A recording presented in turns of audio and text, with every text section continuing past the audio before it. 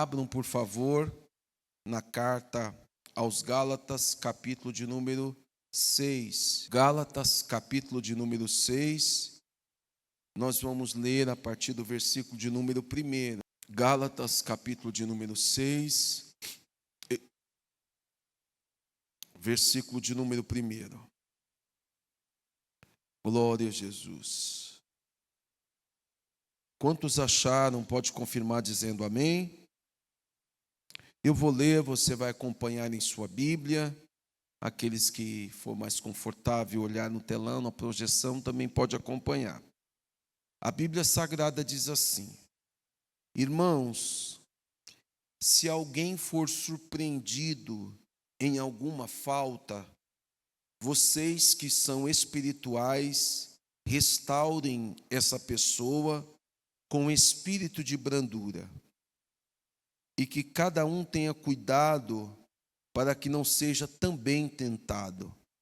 Levem as cargas uns dos outros, e assim estarão cumprindo a lei de Cristo. Porque se alguém julga ser alguma coisa, não sendo nada, engana a si mesmo. Mas que cada um examine o que está fazendo, e então terá motivo de gloriar-se unicamente em si e não em outro. Porque cada um levará o seu próprio fardo. Mas aquele que está sendo instruído na palavra, compartilhe todas as coisas boas com aquele que o instruiu. Não se engane, de Deus não se zomba, pois aquilo que a pessoa semear, isto também colherá. Quem semeia para a sua própria carne, da carne colherá corrupção. Mas quem semeia para o Espírito, do Espírito colherá vida eterna.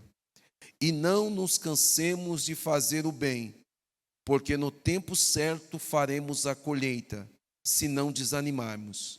Por isso, enquanto tivermos oportunidade, façamos o bem a todos, mas principalmente aos da família da fé. Curve, por favor, a sua cabeça. Pai, acabamos de ler a Tua palavra e mais uma vez pedimos que o Senhor nos instrua através da Sua santa palavra, Senhor. Estamos aqui nessa noite mais uma vez para compreendermos as verdades bíblicas, aquilo que o Senhor traz aos nossos corações. Eu te peço, Senhor, que essas palavras, elas sejam, Senhor, como uma verdadeira semente e possa produzir frutos de atitudes, de reações, frutos, ó Deus, da Tua graça sobre nós. Pai de amor e de bondade, para que possamos produzir, Senhor, e pôr em prática aquilo que a Tua palavra nos ensina nesta noite. Pai querido, aqui nós estamos para Te agradecer, aqui nós estamos para Te louvar, Senhor, aqui nós estamos para aprender a Tua palavra. Prepara, Senhor, os nossos corações, pedimos a Ti essas bênçãos, em nome de Jesus. Amém. Eu não sei se haverá atividade com o departamento infantil. Se houver, vocês já estão autorizados para que vocês recebam a palavra de Deus numa linguagem mais adaptada para as nossas crianças. Meus irmãos, eu quero dar sequência nesta noite numa série de mensagens que nós estamos pregando sobre os mandamentos de reciprocidade. Como eu já informei aos irmãos, esses mandamentos de reciprocidade são aqueles mandamentos que nós recebemos da parte de Deus com o objetivo de nós realizarmos e também recebemos da parte dos nossos irmãos. Os mandamentos de reciprocidade, eles são identificados a partir da expressão uns aos outros. Todas as vezes que você lê em sua Bíblia algum mandamento, como por exemplo, amai uns aos outros, acolhei uns aos outros, edificai uns aos outros, sujeitai-vos uns aos outros, todas as vezes que vocês leem essa expressão, significa que esses mandamentos são mandamentos de reciprocidade, de mutualidade. O que é que significa isso, pastor? São mandamentos que eu preciso executar e também eu posso ter a expectativa de que a pessoa que divide o banco comigo execute também para comigo. Então, se eu amo, eu também posso ter a expectativa de ser amado. Se eu acolho, eu posso ter a expectativa de ser acolhido, né? Se eu consolo, eu posso ter a expectativa de ser consolado. Uma vez que a ordem do Senhor, através desses mandamentos, é que eles sejam realizados uns aos outros. Ou seja, são mandamentos que são executados dentro do contexto cristão. São mandamentos que são executados para com aqueles que ouvem a voz de Deus e decidem obedecer a tua palavra. É claro que quando nós vemos e quando nós percebemos esses mandamentos, eles não podem ser fruto da expectativa de uma pessoa que ainda não teve um encontro com Jesus, de uma pessoa que não conhece o Evangelho, de uma pessoa que ainda não teve um encontro pessoal com Deus e, sobretudo, não é uma pessoa guiada pelo Espírito Santo. No entanto, quando nós conhecemos a Jesus, quando nós conhecemos a sua palavra e nos submetemos a obedecê-la, nós estamos com a responsabilidade mútua de reciprocidade com esses mandamentos. Para hoje, nós vamos utilizar a expressão levai as cargas uns dos outros. Levai as cargas uns dos outros. Este vai ser o mandamento de reciprocidade para esta noite. Para esta noite nós escolhemos este mandamento porque ele está inserido na carta que Paulo escreve aos irmãos da Galácia do Sul. Alguns estudiosos afirmam que esta carta ela tem algumas particularidades. Por exemplo, esta carta, alguns afirmam que foi a primeira carta que o apóstolo Paulo escreveu depois que ele se tornou líder espiritual das igrejas. Foi a primeira carta, apesar dela não estar na ordem cronológica, a primeira carta que está na ordem cronológica, escrita por Paulo, se eu não estiver enganado, é a carta aos Romanos. No entanto, a carta aos Gálatas é a primeira carta que Paulo literalmente escreveu para as igrejas que estavam na Galácia. Uma das informações que eu também trago, que além de ser a primeira carta que Paulo escreve, Paulo está escrevendo uma carta que é conhecida como uma carta circular. O que é uma circular? Os irmãos que trabalham em grandes empresas sabem, em grandes departamentos sabem, que quando existe uma circular, é meio que um documento que fica disponível para muita gente. Por exemplo, se tem uma circular administrativa, se tem uma circular que é colocada para uma empresa, aquela informação circula para todos os funcionários daquela empresa, daquele departamento, daquela instituição. E alguns afirmam que Paulo escreveu essa carta, e essa carta se tornou uma carta circular, porque ela passou em várias cidades da região da Galácia do Sul. É Galácia, tá, irmãos? Não é galáxia. Senão, às vezes, a pessoa vai achar que Paulo mandou essa carta para outras galáxias, mas não é verdade. Galácia do Sul é uma região ainda ali do Oriente, que Paulo vai plantar as igrejas na sua segunda viagem missionária. Outros afirmam também que, além de ser a primeira carta que o apóstolo Paulo escreve, além de ser uma carta circular que passou por várias igrejas, esta carta também, ela tem uma outra característica. Ela é uma carta que o apóstolo Paulo escreveu do próprio punho, ou seja, Paulo não pediu a ajuda de um auxiliar, Paulo não pediu a ajuda de um amanuense, de algum secretário para escrever essa carta. Paulo vai escrever do próprio punho. Logo, esta carta, ela tem uma característica pessoal muito intensa, Silas. Esta carta, Paulo vai trazer aos irmãos da Galácia com uma particularidade muito pessoal, muito particular. Só para os irmãos terem uma ideia, não existe, depois de Atos dos Apóstolos, uma carta que contenha detalhes do chamado do apóstolo Paulo. Paulo vai contar como foi que ele foi chamado por Deus, como foi que ele foi escolhido para ser apóstolo. Paulo vai dizer, por exemplo, quanto tempo que ele esperou para sair, para ir para a região da Síria, para continuar os seus estudos e continuar recebendo as revelações do céu.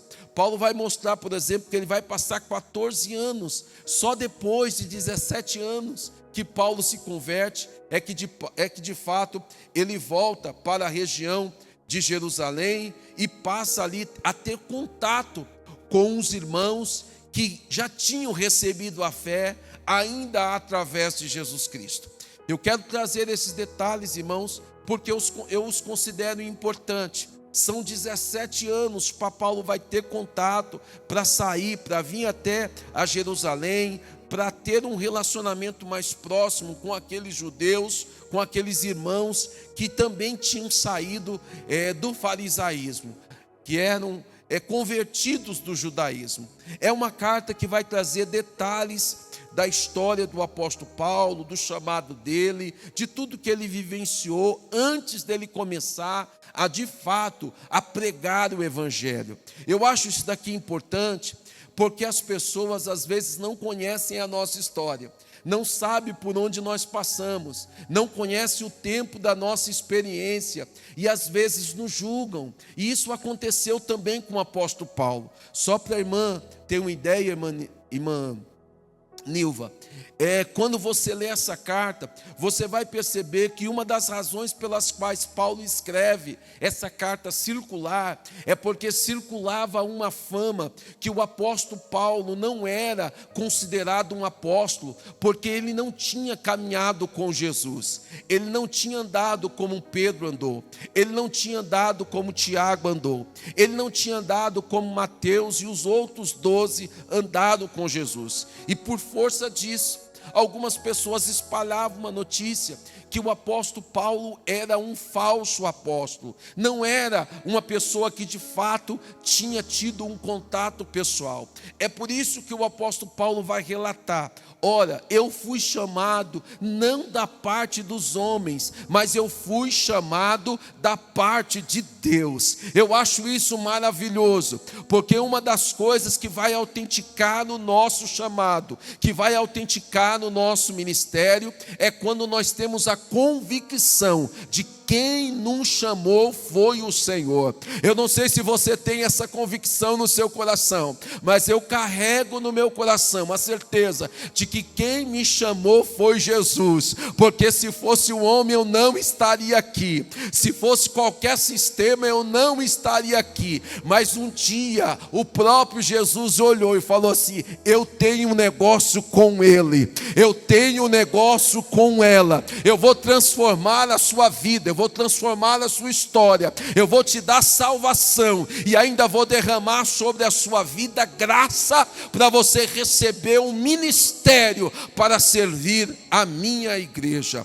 É por isso que Paulo começa essa carta dizendo assim: eu sou Paulo, apóstolo de Cristo Jesus, pela vontade de Deus, não era pela vontade dos homens, não era uma seleção humana, não era um recrutamento terrestre, foi o próprio Jesus que disse assim: este é para mim um vaso escolhido. E eu preciso dizer uma coisa para alguém aqui nessa noite: se foi Jesus que escolheu, não me importa o critério humano, se foi Jesus que escolheu, não importa as prerrogativas da terra. terra. Se foi Jesus que escolheu, Ele se responsabiliza, Ele capacita, Ele enche da tua graça e faz com que o seu nome seja glorificado. Então observe os senhores, Paulo diz assim: eu sou apóstolo de Cristo Jesus pela vontade de Deus. Em outra tradução diz no versículo 1, entre parênteses, não pela vontade dos homens. Porque, irmãos, nós sabemos que existem escolhas humanas, mas nós também precisamos reconhecer que existe a escolha divina. E essa escolha, meu irmão, não adianta você questionar, não adianta você criticar, não adianta você questionar o tempo. É o Senhor Jesus quem escolhe, é o Senhor Jesus quem capacita, e é Ele que se responsabiliza. Aí não tem idade. Jesus pode salvar uma pessoa idosa, mas pode salvar ainda na infância. Jesus pode salvar o jovem, Jesus pode salvar o solteiro ou a solteira, Jesus pode salvar o casado, Jesus pode libertar um empresário, Jesus pode libertar aquele que é empregado. Não me importa, a escolha e o método é de Jesus. É por isso que Paulo escreve esta carta, porque parte de algumas pessoas estavam duvidando do seu chamado, estavam duvidando do seu ministério. Quando você lê os 2 versículos iniciais, você vai perceber isso. Projeta, por favor, para que os irmãos acompanhem a leitura da palavra do Senhor. Primeira carta aos Gálatas, capítulo 1 e o versículo de número 1. Pode projetar na versão Almeida Revista Corrigida, que é a versão que a maioria dos irmãos carregam hoje em suas mãos. Gálatas, capítulo de número 1 e o versículo de número 1. Olha o que diz o versículo 1 e 2.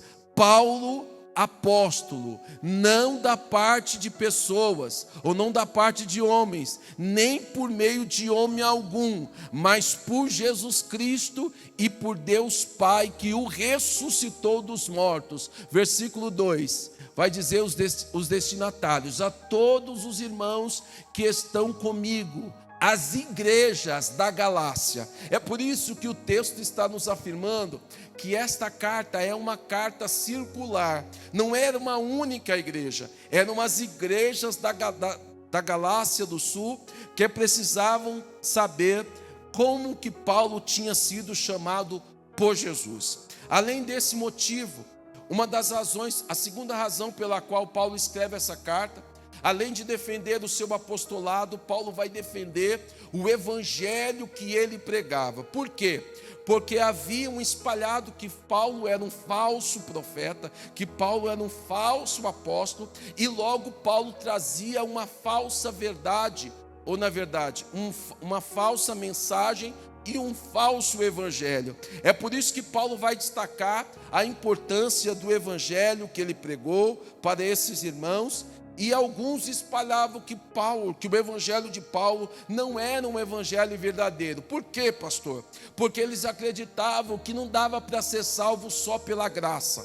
Era necessário que aquelas pessoas também seguissem alguns rituais judaicos, por exemplo, como a circuncisão. Algumas pessoas diziam assim: não, você vai aceitar a Jesus, mas você vai precisar guardar o sábado. Você vai aceitar a Jesus, mas você vai ter que ter uma restrição alimentar. Você não pode comer qualquer tipo de carne. Outros diziam assim: olha, você vai aceitar a Jesus, mas para você ser salvo, você precisa ter a marca da circuncisão. É por isso, Poliana, que no capítulo de número 6, Paulo diz assim: desde agora ninguém me inquiete, porque eu trago no meu corpo as marcas de Jesus. A verdadeira marca de Jesus, ela é diferente da religiosidade. E Jesus, ele marca a vida de um homem para transformá-lo de uma vez por todas. É por isso que quando Jesus encontrou ou cercou Paulo no caminho de Damasco, ele diz assim: olha, a sua vida a partir de agora é para padecer por causa do meu nome. Imagine, para Paulo, o chamado dele não era só para ter um título. Para Paulo, o chamado dele não era só para ele ter uma função para pregar o evangelho. Para Paulo,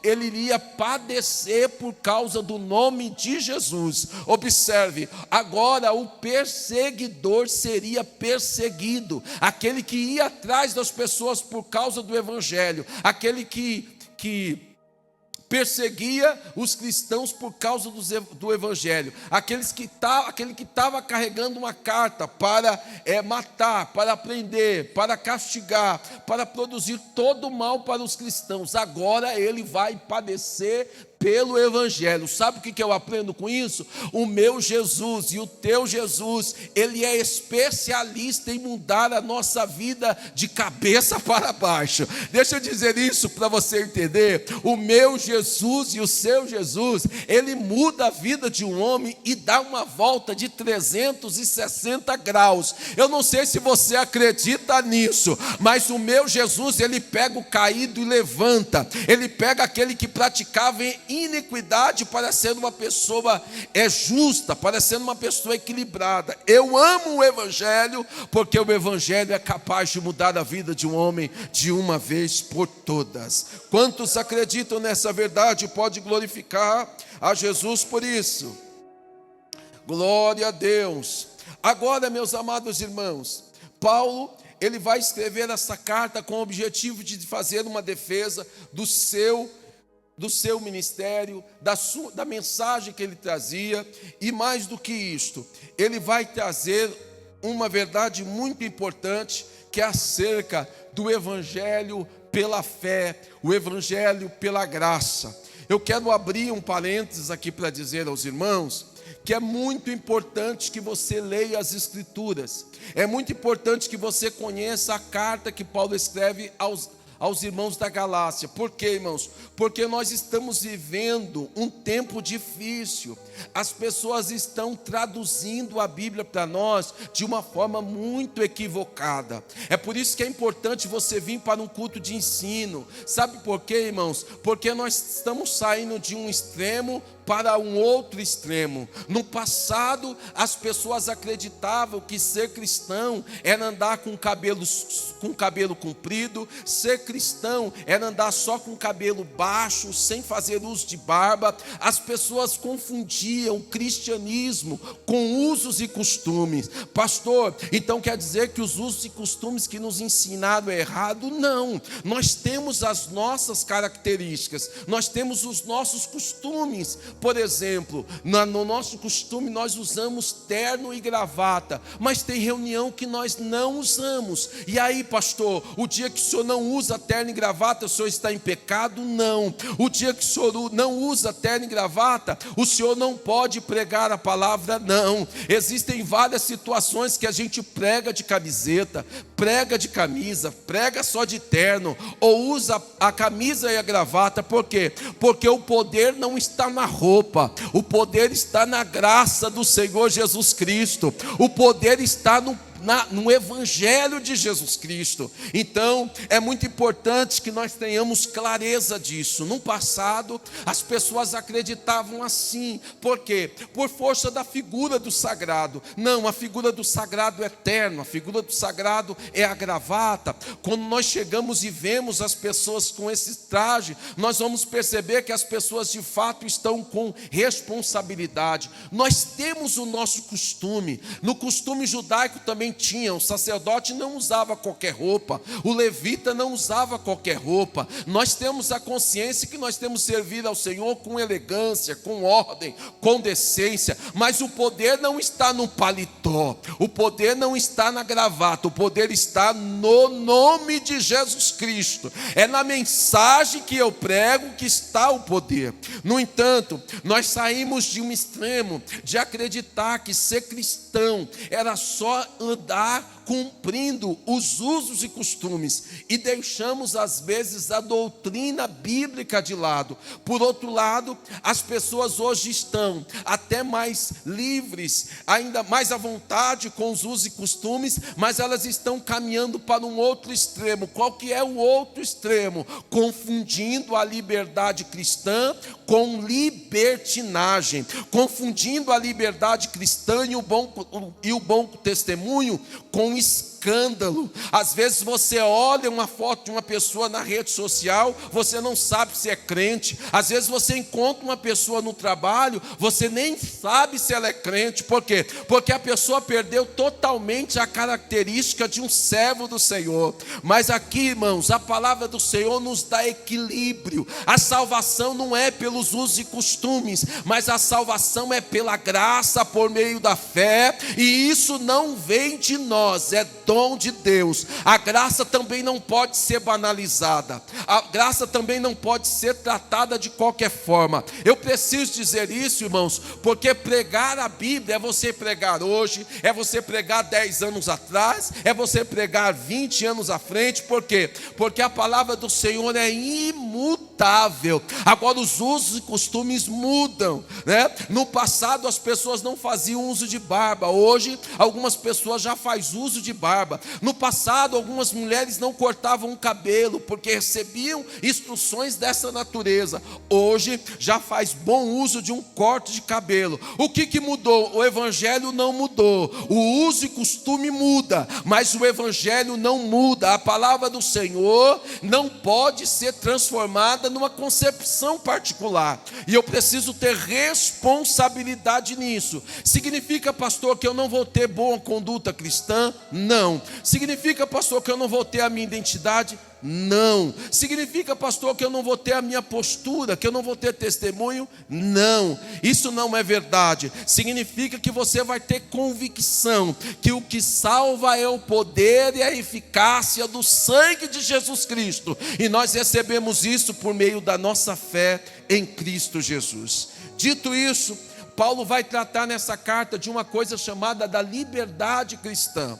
Liberdade cristã não era para dar ocasião à carne. Liberdade cristã não era para viver praticando as obras da carne. Paulo vai mostrar que a liberdade cristã é o compromisso em frutificar espiritualmente. Paulo vai tratar nessa carta das obras da carne, do fruto do Espírito. Paulo vai enaltecer a atuação da lei de Cristo através do fruto do Espírito. Contra o fruto do Espírito, quando nós andamos no Espírito, nós não somos forçados diante da lei para praticar nada. Por quê? Porque a graça do Senhor Jesus Cristo é abundante sobre as nossas vidas. Dito isso, nós vamos chegar no capítulo de número 6, onde Paulo vai dar para nós instruções práticas para esta igreja. Ele vai ensinar para nós sobre a liberdade cristã, sobre a vida frutificando no Espírito.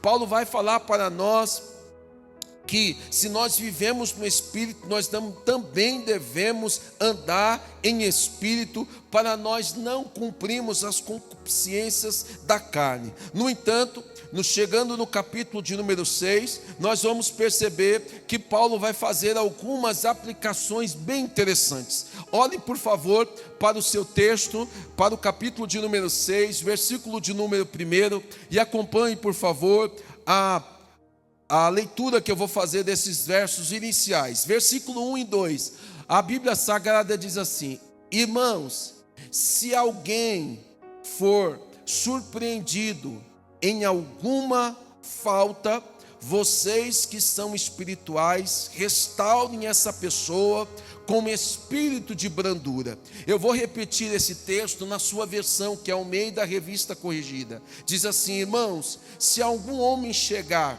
a ser surpreendido em alguma ofensa, vós que sois espirituais, encaminhai o tal com espírito de mansidão, olhando por ti mesmo, para que não sejais também tentado. Eu quero explicar isso para os irmãos, porque esse texto, ele é muito importante.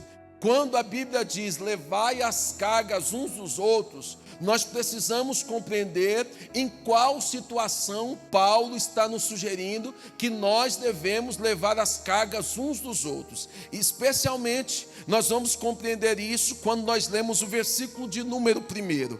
A Bíblia diz que Paulo, dando instruções aos irmãos da Galácia, ele diz assim: irmãos, se alguém ou algum homem for surpreendido em alguma falta, em outra tradução diz em alguma ofensa, na tradução, na Nova Versão Internacional diz em algum pecado. Eu preciso dizer isso aos irmãos. Paulo está mostrando aqui que uma das propostas, ou uma das razões, um dos motivos que nós devemos levar a carga um dos outros, é especialmente quando alguém for surpreendido em alguma falta, em algum pecado, em alguma falha. Aqui Paulo está dizendo assim: se alguém for surpreendido em alguma falta, vocês que são espirituais, restaure ou encaminhai o tal com cuidado, para que não sejais também tentado. Eu preciso explicar isso, irmãos. Por quê? Porque a confusão que se há na doutrina da graça é que as pessoas pensam assim: já que eu não sou salvo pelas minhas obras, já que eu não sou salvo por aquilo que eu faço, e sim por aquilo que Jesus faz, não importa o que eu faço, para mim eu posso levar uma vida de pecado que ninguém tem nada a ver com isso, mas isso não é o Evangelho. Paulo está mostrando para nós, se alguém for surpreendido em alguma falta ou em algum pecado. O que é que significa isso, pastor? Isso significa para nós, primeiro, que o pecado, ele deve ser resultado de um ato que gere surpresa. O que é que significa isso, pastor? Aqui Paulo está dizendo: se alguém for surpreendido. O que é que significa isso, pastor? Significa que o pecado não deve ser entendido como uma coisa normal. O pecado não pode ser entendido como uma coisa natural. O pecado não pode ser compreendido como algumas pessoas estão falando hoje: pastor, foi um deslize, pastor, todo mundo faz isso. Não, Paulo está dizendo aqui: se algum irmão for surpreendido com o pecado irmão, tem que ser resultado de surpresa. O pecado não tem que ser uma coisa comum. Numa outra tradução diz assim, olha, que o texto dá a ideia que pecar não é algo premeditado. Pecar não deve ser algo pensado. Pecado, de fato, tem que ser uma coisa que a pessoa fez involuntariamente. Então o texto está dizendo assim: se alguém for surpreendido em algum pecado, é porque Paulo está dizendo: gente, pecar não é normal. Pecar não é para crente fiel. Pecar não é para pessoa que teve um encontro com Jesus. Quem vive na prática do pecado é porque não nasceu de novo. Quem peca de forma premeditada é porque não tem o temor de Deus ainda no seu coração. Então aqui, a primeira coisa que nós aprendemos é que pecado tem que ser um ato a ser surpreendido, não tem que ser um ato pensado. A vida de um cristão sincero, o pecado não tem que ser alguma coisa planejada. Não, eu vou pecar porque depois eu peço perdão para Deus e está tudo certo. Isso é falta de temor. Pecado tem que produzir no crente, primeiro, surpresa, depois, tristeza. Pecado não tem que produzir alegria. A pessoa não tem que se sentir bem pecando. A pessoa tem que sentir que a consciência pesou. É isso que a Bíblia está dizendo. Pecado não é normal para a vida de um crente. Trata de uma situação que acontece, uma situação que é produzida através de um ato surpreendente. Gente, a gente está vivendo numa fase que as pessoas estão entendendo o pecado como uma coisa natural. Não é uma coisa natural, é uma coisa da natureza pecaminosa. Mas nós hoje somos templos do Espírito Santo. Então quando a gente peca, a gente tem que falar assim: meu Deus, não era para eu ter feito isso. Não era. Não era. Pecado tem que produzir no seio da igreja um sentimento de surpresa, de decepção. Esta é a verdade.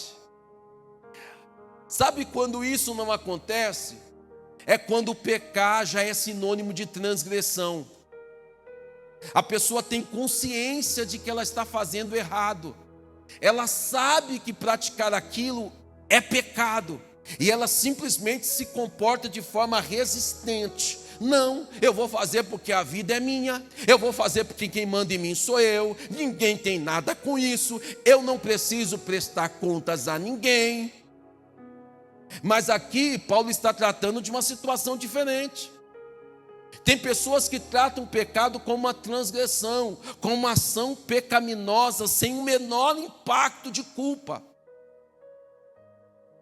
Pelo contrário, tem algumas pessoas que sentem prazer em pecar, que sentem alegria em pecar.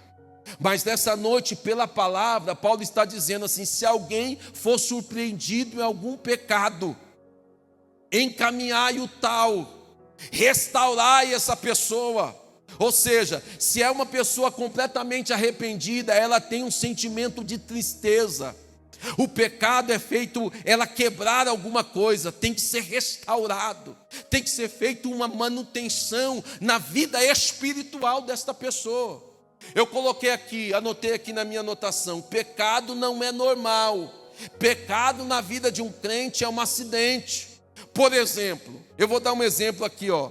O mundo acha normal a compra e a venda de voto. O mundo acha normal. Eu encontrei tantas pessoas rindo de mim, tantas pessoas rindo, falando: olha, agora que eu vou ganhar dinheiro, olha, agora que a minha vida, agora que eu vou reformar a minha casa, rindo. Na rua isso é normal. Na rua isso é normal. A pessoa não conhece a Jesus. Agora eu pergunto para você: para o crente isso é normal?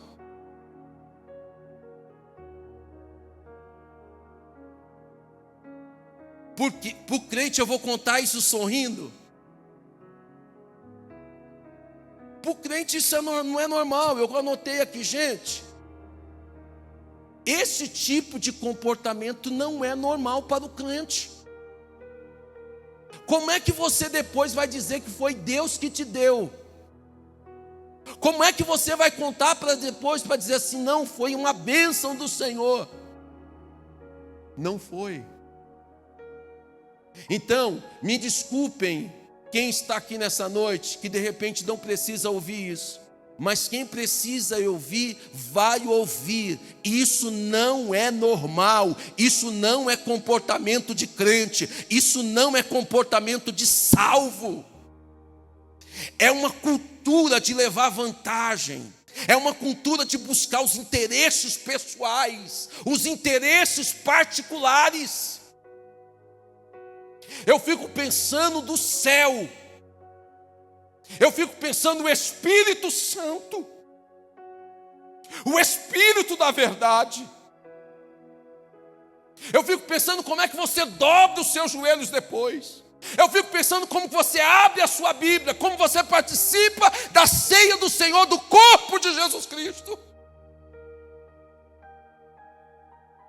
Pecado tem que ser uma coisa surpreendente. Lá fora é normal, as pessoas riem. Eu presenciei várias pessoas, vários funcionários rindo, conversando, contando graça, achando graça. Para o crente isso não é normal. Para o crente isso é pecado. Eu não vou nem falar das consequências físicas, sociais. Eu não vou nem falar nisso. Mas a igreja do Senhor Jesus Cristo, enquanto eu for pastor aqui, eu vou dizer: é pecado. Isso entristece o Espírito Santo. Isso abala o clima espiritual da igreja. E nós não podemos aceitar esse comportamento como um comportamento normal, irmãos. A gente não pode sorrir com isso. Isso é motivo de você chorar. Isso é motivo de você pedir perdão a Deus. Isso é motivo de você compreender. Ah, pastor, mas depois eu peço perdão e está tudo certo. Não, isso é pecado. Isso não é coisa de crente. Não é coisa de crente. Não era nem para as pessoas oferecer para crente. O que dirá crente receber? Não era nem para oferecer para crente, irmãos. Ou eu estou falando com qual igreja? Não era. Não era. Eu vou falar em outro culto sobre o Estado de Direito. Sobre assuntos relacionados à política. Não falei antes, porque algumas pessoas poderiam interpretar mal. Por tudo que a gente fala nesse assunto, as pessoas distorcem. Mas eu gravei um vídeo dizendo que é um direito nosso, nós precisamos fazer com responsabilidade e coerência. Com responsabilidade e coerência. Como é que você levanta os seus olhos para o céu e agradece por uma comida que chegou na sua mesa, fruto da corrupção? Como é que você ora e agradece a Deus? Eu penso comigo. Agora não, eu sei que tem pessoas aqui fiéis a Deus. Eu sei que tem pessoas que batalharam. Eu sei que tem pessoas que sofreram durante esse processo. Por quê? Porque são fiéis a Deus. São fiéis à sua consciência. Padeceram, foram perseguidos, estão sendo perseguidos. Mas fiel é Deus, fiel é Deus, fiel é Deus, fiel é Deus para honrar aqueles que são fiéis a Ele. Fiel é Deus. Fiel é... Pastor, mas eu preciso, você precisa é de Jesus. Pastor, mas foi uma grande oportunidade. Se eu não fizesse assim, outro ia fazer. Deixa o outro fazer. Irmãos, deixa eu dizer uma coisa, obreiros. Eu estou pregando em congresso aí por aí. Sabe quais são os dois temas? Primeiro é identidade, como nós vamos ter o nosso tema aqui. O segundo é posicionamento. A igreja do Senhor Jesus Cristo precisa se posicionar. Eu não vou me curvar ao sistema. Eu não vou me curvar diante desses deuses. E sabe o que acontece? Deus vai te honrar muito. Deus vai abençoar muito a sua vida. Deus não vai deixar faltar o pão de cada dia. Se uma porta se fecha aqui, outra porta se abre ali.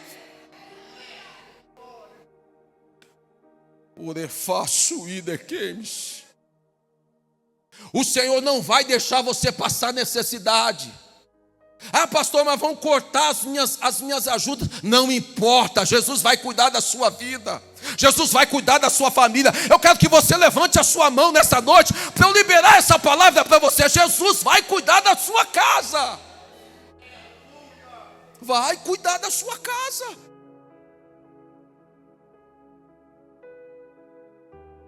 Quando Jesus me chamou para o ministério de forma integral, havia no meu coração algumas preocupações. No coração da minha esposa. Nós éramos jovens, carreira promissora. Minha esposa era supervisora de 25 funcionários. Ganhava muito bem, mais do que eu. Eu estava numa carreira promissora no Bradesco Cartões. Virar para a família e dizer assim, nós vamos viver do altar, é coisa para maluco. Mas havia uma promessa, há uma promessa da parte de Deus. Vou cuidar de você, vou cuidar da sua família e não vai faltar. Eu preciso que você entenda isso. Se você aceitar o chamado de Deus, não vai faltar na sua casa. Ou melhor, Deus vai fazer com que você viva os melhores anos da sua vida. Sabe por quê? Não adianta o dinheiro no bolso e a falta do sono. Não adianta o dinheiro, os terrenos e você não ter paz. Não adianta você não ter a cabeça erguida. Não resolve. E o que é pior, o nome do Senhor ainda é envergonhado. Porque às vezes a pessoa deixa de aceitar Jesus por causa do seu testemunho, por causa da sua postura. Mas eu estou pregando hoje para uma igreja que entende a palavra. Paulo diz assim, ó, se alguém for surpreendido em alguma falha, em alguma falta, em algum pecado, encaminhai o tal com cuidado. Essa palavra encaminhar, ela tem um sentido de redirecionar, cuidar, trazer de volta para o caminho. É isso que o pastor está fazendo hoje. O que eu estou falando, todo mundo está entendendo aqui, não está? Todo mundo está entendendo aqui. Isso não faz parte da sua cultura. Pecar não é normal. Receber propina não é normal. Isso é pecado. Para não dizer crime. Porque uma atitude dessa merece ser tratada de forma espiritual e de forma humana. Para não dizer crime. Então isso não pode fazer parte da nossa cultura, irmão. Quando chegar as eleições novamente, anda de cabeça erguida. Viva do seu trabalho, do seu suor. Viva da sua integridade. Não negocie com o mal. Porque isso vai chegar, irmão. A conta vai chegar. Vai chegar. A fatura do pecado é cara. Eu já disse isso outras vezes. Bem alta. Para você pagar depois é difícil. Só o poder do sangue de Jesus Cristo. Vou voltar aqui para o texto. Quando alguém é surpreendido, é quando algo não é premeditado, quando não é planejado. Que Deus tenha misericórdia de nós. Que Deus nos ensine a temer a Ele. E outra coisa, irmão. Se você tiver na sua cabeça aquele negócio, não, depois eu peço perdão e está tudo certo. Cuidado. Cuidado. Aqui a proposta de levar a carga um dos outros é quando há arrependimento. É quando há tristeza no pecar. Se houver tristeza no pecar, vem aqui, Manuel. Por favor. A ideia é basicamente essa. Eu vou me apoiar no outro, porque eu estou caído, porque eu estou triste. A minha pergunta, uma pessoa que está zombando de você, que está rindo de você, ela está caída? Ela está triste? Ela está arrependida? Não. Então não cabe aqui o levar a carga uns dos outros. Mas quando uma pessoa está triste, pastor, olha, eu não queria. Eu estou arrependida, eu estou arrependido. Aí você coloca as mãos, os ombros debaixo e fala assim, nós vamos juntos. Você me ajuda, eu te ajudo. Você divide essa carga comigo, porque o peso do pecado é muito alto.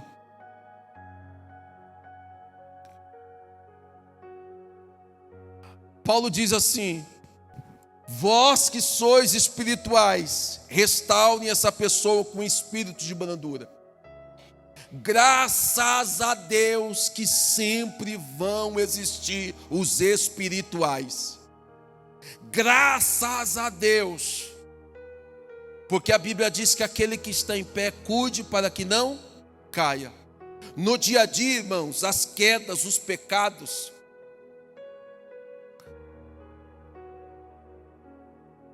eles podem acontecer.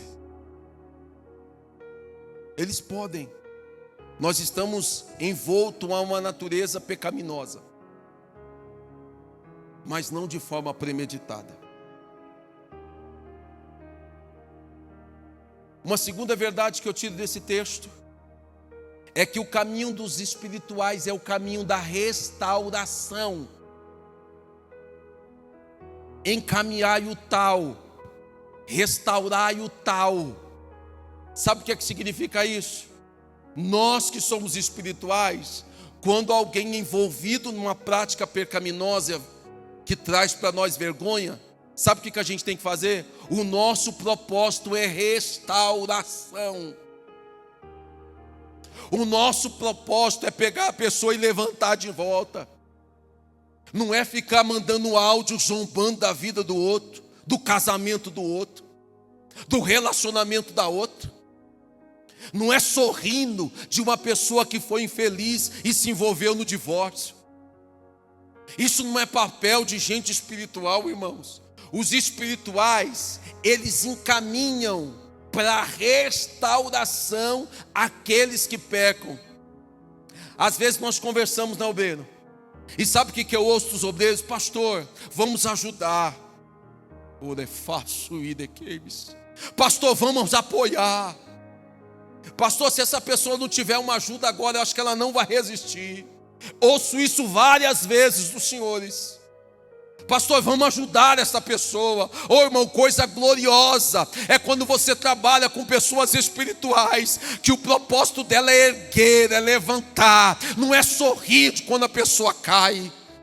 Não é comemorar quando a pessoa se envolve numa situação vergonhosa. Não, senhores. Não é celebrar a derrota de alguém. Isso não é coisa de gente espiritual, irmãos. Não é. Mas os espirituais não. O caminho dele é da restauração. Olha que interessante o que diz a tradução contemporânea, quando fala assim, que os espirituais restaurem ou encaminhem esta pessoa com um espírito de brandura. Olha como é que ele diz assim, ó. Essa expressão restaure com brandura ou mansidão, ela está da seguinte forma na tradução contemporânea: guardem as críticas, vocês podem precisar do perdão antes que o dia termine. Essa aqui é a tradução contemporânea. O que ele está dizendo? Encaminhe, os espirituais encaminhem para que essa pessoa seja restaurada.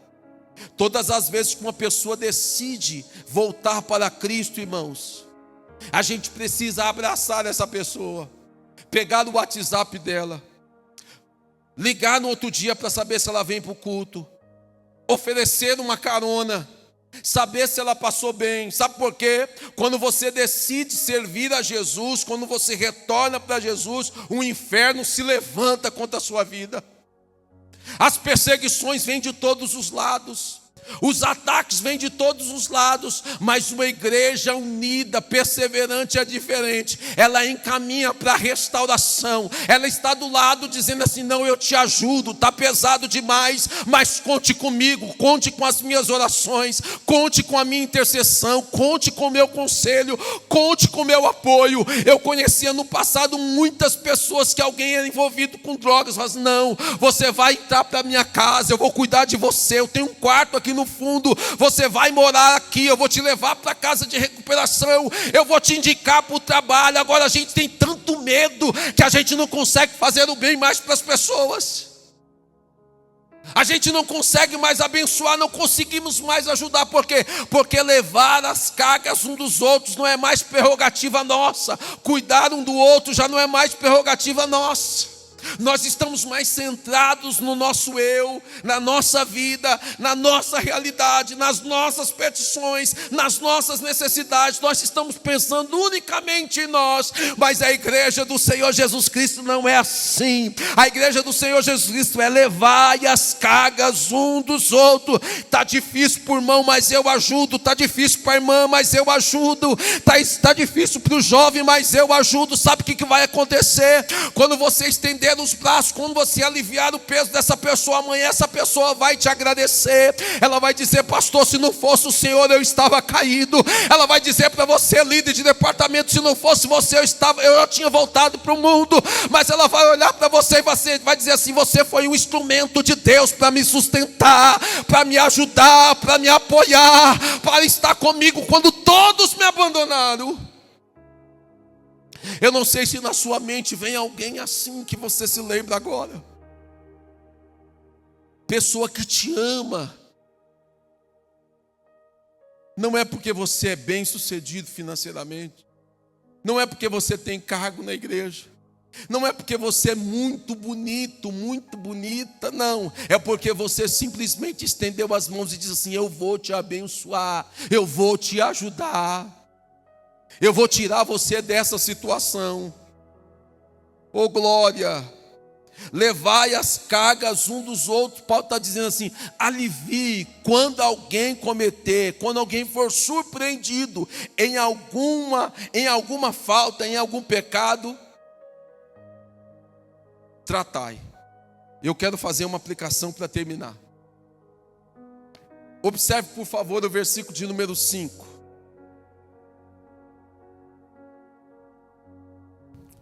O versículo de número 5 diz assim: porque cada um levará o seu próprio fardo.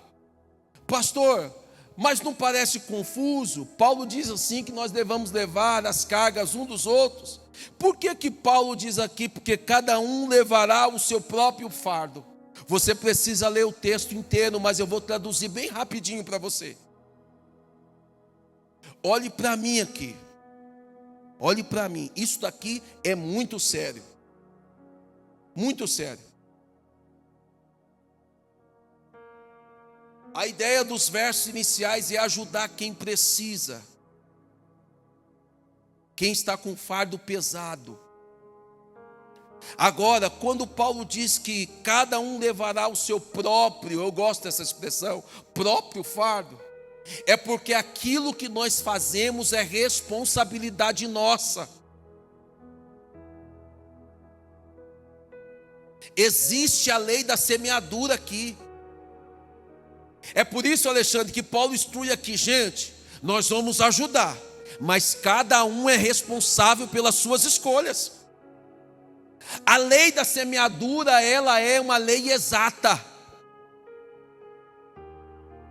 É exata. Ele diz assim: não se engane, de Deus ninguém zomba. Aquilo que o homem semear, ele vai colher. Então, ao mesmo tempo que você tem um coração, um pastor com um coração enorme, uma mãe amorosa, um pai amoroso, um líder amoroso, você precisa compreender que existe a lei da semeadura. E tem na lei da semeadura, irmã Sônia, não adianta a gente ajudar. Não resolve a gente estender as mãos. Porque as pessoas, irmã Maria, estão zombando de Deus. Elas não zombam da tua fé. Elas não zombam do evangelho que você crê, elas zombam de Deus. Mas de Deus ninguém zomba.